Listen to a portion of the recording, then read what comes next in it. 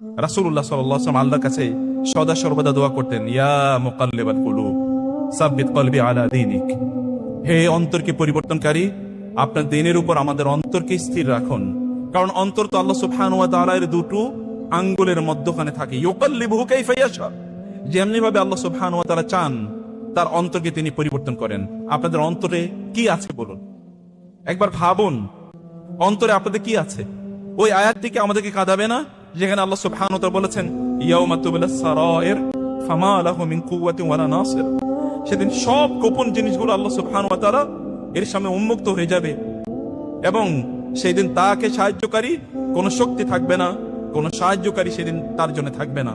সেদিন এই জমিন একটা বিশাল থিয়েটারে পরিণত হবে, বিশাল স্ক্রিনে পরিণত হবে, একটা রেকর্ড বুকে পরিণত হবে। এটা বিশাল একটা ক্যামেরার মতো কাজ করছে। কেবল ছোট্ট ক্যামেরার দিকে তাকাবেন না, এই বিশাল বিস্তৃত জমিন কিন্তু ক্যামেরা। কিয়ামতের দিন আমার এবং আপনি কোন উদ্দেশ্যে কোথায় কি জন্য গিয়েছি এগুলো সব বলে দেবে।